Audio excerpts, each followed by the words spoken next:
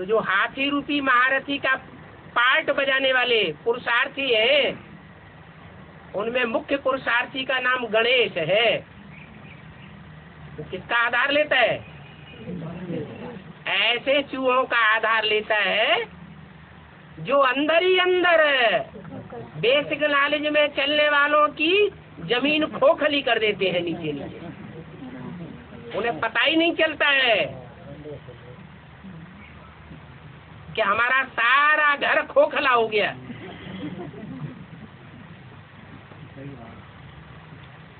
वो काम गणेश रूपी महारथी हाथी नहीं कर सकता, इसलिए किसका आधार लेता है? चूहों का आधार लेता है।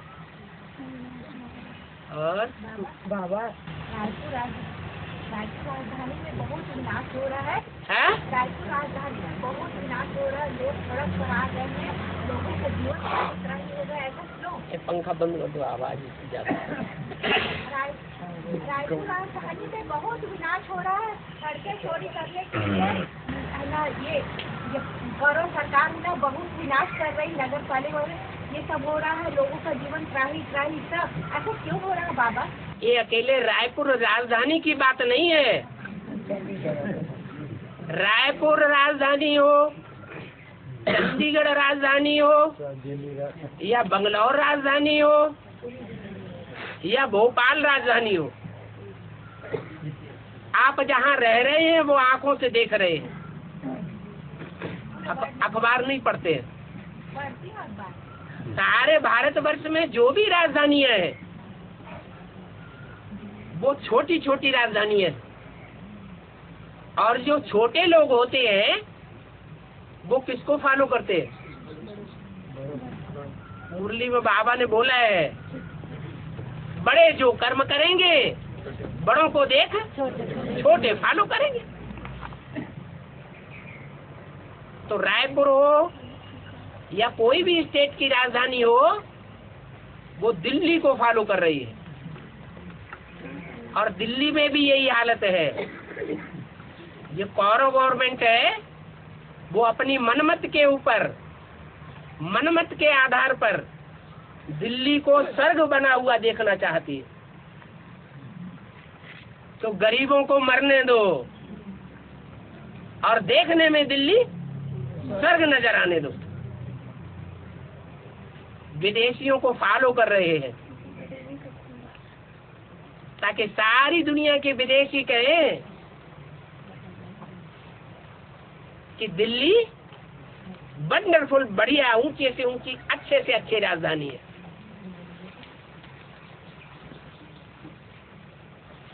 ये कौरव गवर्नमेंट की मनमत है,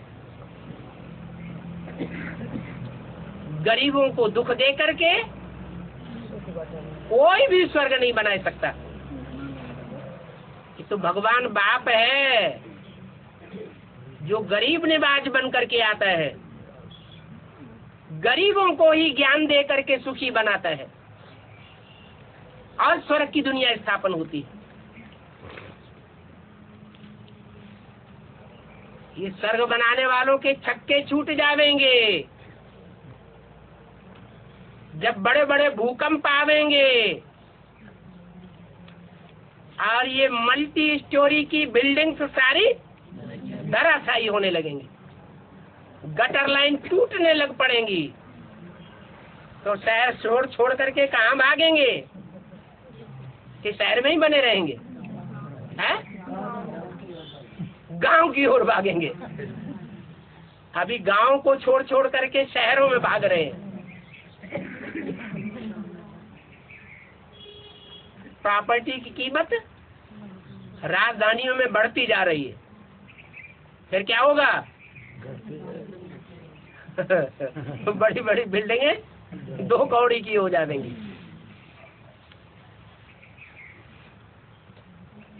बाबा जैसे लौकिक युवा सर्विस छोड़ने के टाइम जगन्नाथ जी का और सुभद्रा में तो साक्षात्कार होती है। शरीर छोड़ने के टाइम साक्षात्कार होते हैं। जैसे लौकिक युवा शरीर छोड़े उस टाइम जगन्नाथ जी का सुभद्रा। आपके लौकिक युगल ने। जी। हाँ। तो जगन्नाथ जी सुभद्रा जी का साक्षात्कार होता है और कहते हैं कि कुछ दिन अपाहिज रहना पड़ेगा, उसका बेहद है? कुछ दिन तुमको ऐसा अपाहिज रहना पड़ेगा, इसका बेहद में क्या है? किसको कहा? मैंने हमको। आपको कहा? जी। साक्षात्कार हुआ ऐसा? हाँ हाँ जी। ये कहा किसने? जगन्नाथ जी भक्ति मार्ग में जो जगन्नाथ जी मंदिर है ना उड़ीसा में, जगन्नाथ ने आपके सामने साक्षात्कार में कहा जी कि अपाहिज होके रहना पड़ेगा? कुछ दिन अपाहिज रहना पड़ेगा, बस इतना कह के फिर नींद खुल गई। वो सिर्फ आपकी बात थोड़े ही है, वो सारी दुनिया की यही बात है। अपाहिज माने हाथ पांव टूटे हुए, माने कोई सहयोगी रूपी भुजा नहीं रहेगी। क्या? बाप नहीं रहेगा, बेटा नहीं रहेगा, भाई नहीं रहेगा, कोई किसी का साथ नहीं देगा।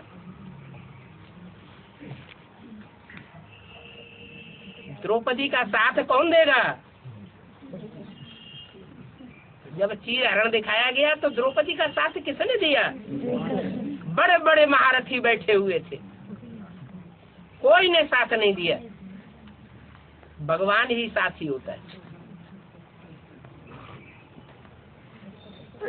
तो दुखी होने की बात है? दुखी नहीं हो रही बाबा। हाँ। मैंने बाबा नहीं मिले थे तो मैंने संकल्प उठा था, मैंने इसका मतलब क्या हुआ, इसका क्यों ऐसा। अब तो मतलब पता चल गया ना। साक्षात्कार क्यों हुआ? फिर बाबा कहते हैं तुम सब द्रौपदियाँ हो, तुम सब सीताएं हो, आप भी। और बाबा मुरली में अभी बोला कि भारत जो है विदेशियों से कर्ज में बहुत डूबा हुआ है, तो ये चैतन्य भारत के ऊपर कैसे लागू है? चैतन्य भारत अपनी कमाई कर रहा है क्या? है अपने लौकिक घर से कोई सोना चांदी हीरे जवाहरात लेकर के बैठा हुआ है क्या?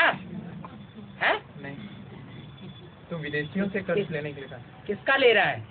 विदेशियों में। विजय माला उनको दे रही है या रुद्रमाला की विदेशी दे रही है? सीढ़ी के चित्र में जो भारत भिखमंगा पड़ा हुआ है उसकी पहचान नहीं हुई। पहचान हो गई तो प्रश्न क्यों पूछते? जो भारत भिखमंगा पड़ा हुआ है उसको कर्ज कौन दे रहे हैं? विदेशी दे रहे हैं या भारतवासी कर्ज दे रहे हैं? वो कौन विदेशी है? ये रुद्रमाला के जो और धर्मों में कन्वर्ट होने वाले विदेशी हैं, वो और धर्मों में कन्वर्ट होने वाले बाद में तीखा पुरुषार्थ करते हैं या पहले से ही तीखा पुरुषार्थ करते हैं? बाद में तीखा पुरुषार्थ करते हैं तो अंतिम जन्म में खाते पीते होते हैं तो ज्यादा पैसा भी देते हैं, तो कर्ज नहीं चढ़ रहा है? कर्ज चढ़ रहा है। और बाबा हाँ।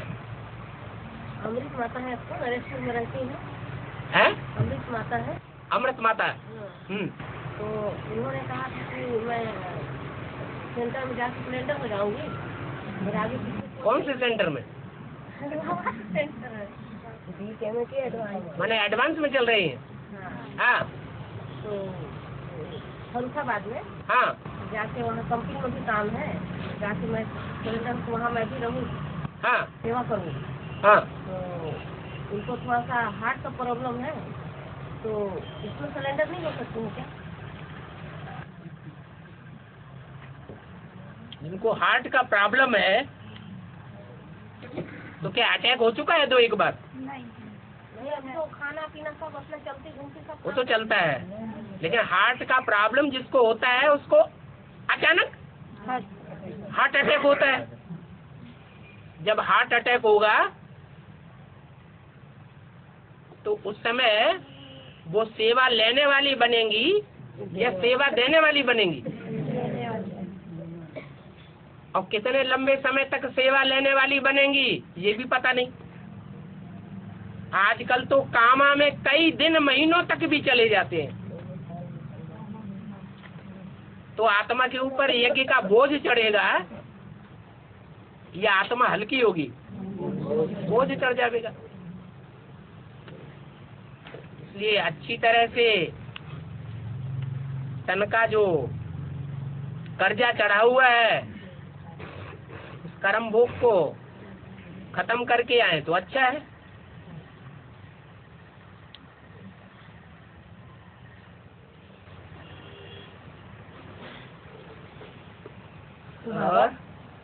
बाबा गायत्री को 3 मुख और 5 मुखी बताए तो उसका बेहद क्या है?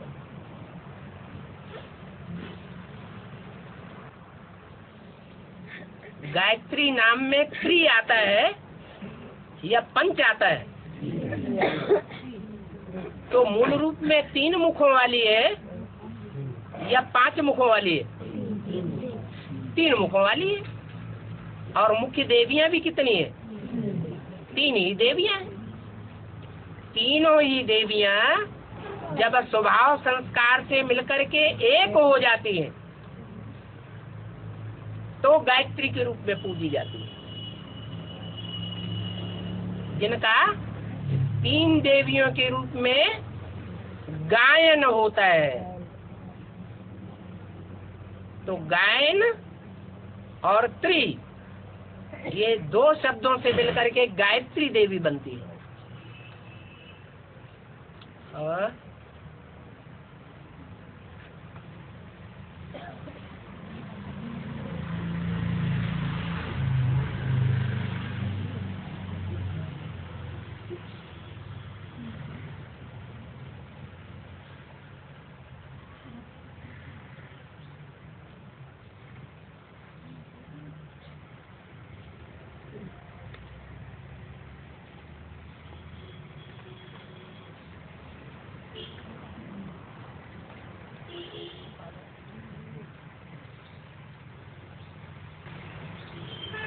बाबा ये जो संगठन होता है ना, हाँ जी, जो युगल के यहाँ होना चाहिए है बाबा के डायरेक्ट युगल के यहाँ होना चाहिए। गीता पाठशालाओं में जो संगठन क्लासेस होते हैं वो संगठन क्लासेस ऐसे परिवारों में हो जो परिवार अपोजिशन करने वाले न हो। अंदर कोई परिवार में 2 सपोजिशन करने वाले हैं और 2 भांति ऐसे हैं जो विरोध करने वाले हैं, और कोई बात में उनको गुस्सा आ गया, संगठन चल रहा है और क्रोध भड़क गया, तो सर्विस होगी या डिसर्विस होगी? डिसर्विस हो जाएगी। बाबा ये बात समझते नहीं है। समस्या ये है, हाँ जैसे हम कुमार हैं, हाँ कुमार जो है हम मतलब लगभग 30 साल हो गए हमको हाँ सर्विस करते वहाँ। हाँ। हमारे यहाँ नहीं हो सकता। कुमारों के घर में अगर संगठन होगा तो कुमारियां भी वहाँ पहुँचेंगी, कम उम्र की माताएं भी पहुँचेंगी, और संगठन में कभी आगे भी हो जाते हैं कभी पीछे भी हो जाते हैं। और वो कुमारियां और कम उम्र की माताएं, अगर कोई नीचे ऊपर बात होती है तो कुमार जिम्मेवार बनेंगे? हैं? अगर युगल होंगे तो फिर भी जिम्मेवारी रहती है कि जो फीमेल होगी युगल वो अपने पति को ऊपर नीचे काम नहीं करने देगी, और पति होगा तो पत्नी को ऊपर नीचे काम नहीं करने देगी।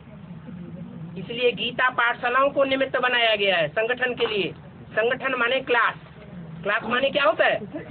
क्लास का अर्थ, क्लास अंग्रेजी शब्द है, उसका हिंदी शब्द क्या है? संगठन। इसलिए चाहे रोज का क्लास हो और चाहे साप्ताहिक संगठन हो या मासिक संगठन हो, त्रैमासिक हो, लेकिन कुमारों को अपने घर में स्थान में संगठन रखने की इजाजत नहीं है, क्योंकि हमारे जीवन का लक्ष्य क्या है? नर से नारायण और नारी से लक्ष्मी बनना। तो लक्ष्मी नारायण का मंदिर बनाना है अपने घर गृहस्थ को, तो जो युगल है उनको ही निमित्त बनाया जाता है। कुमारों को निमित्त बनाने की प्रक्रिया या अधर कुमारों को निमित्त बनाने की प्रक्रिया वो सन्यासियों में चलती है, डीके में, एडवांस में नहीं चलती। इसमें कोई गलत बात तो नहीं है। और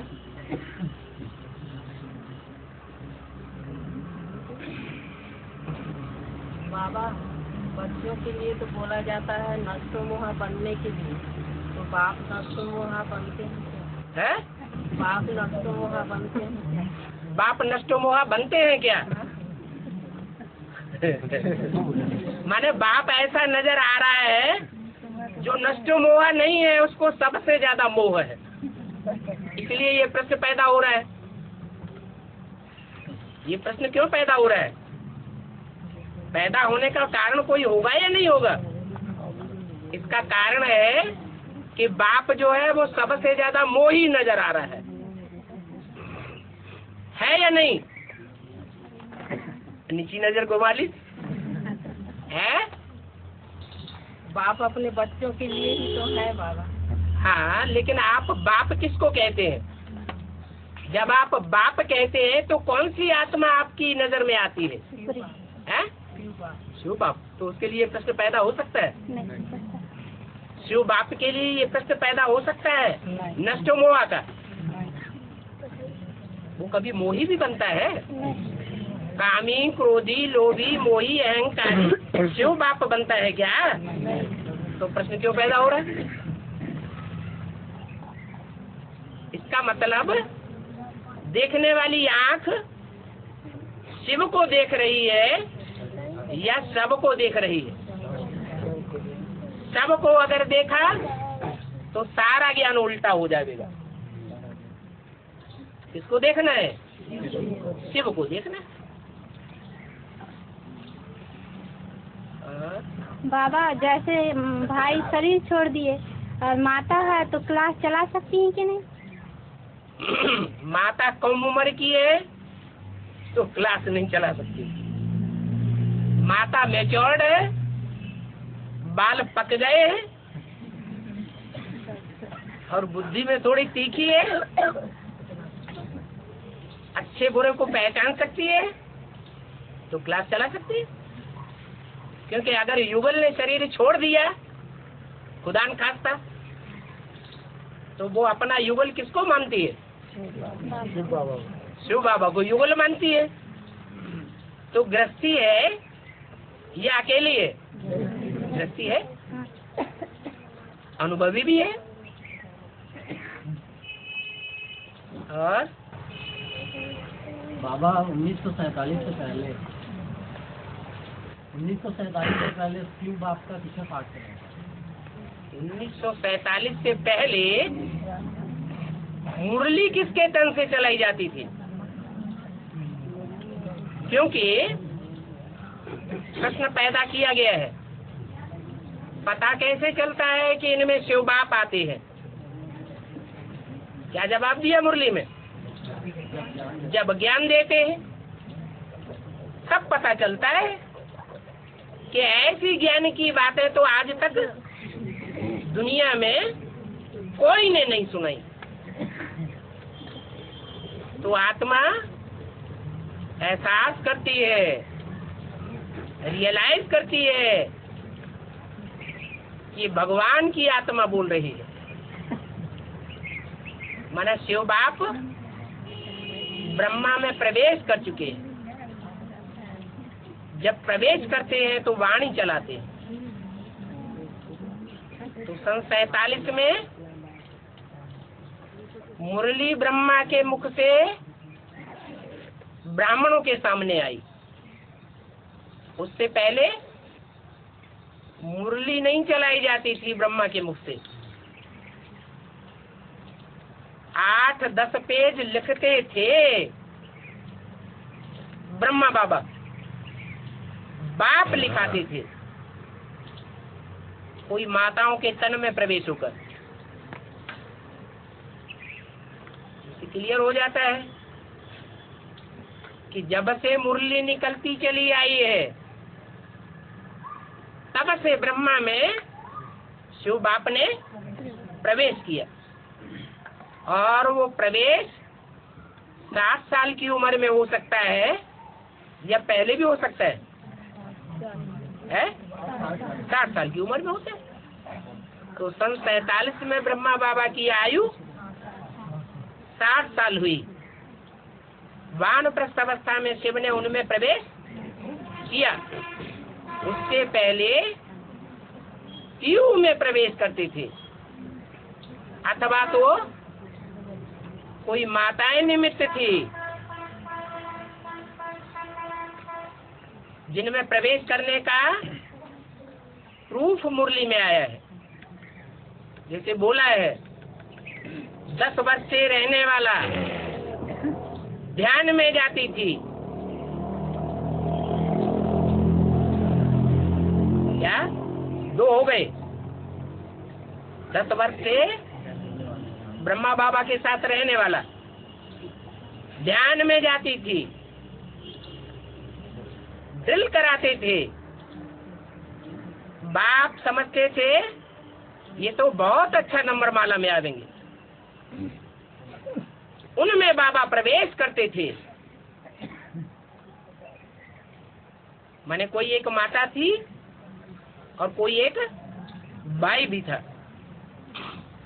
उनमें बाबा प्रवेश करते थे। आज वो भी नहीं। क्या साबित हुआ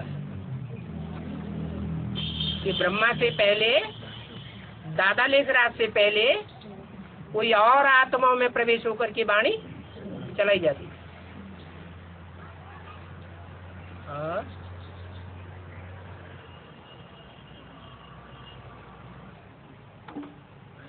ओ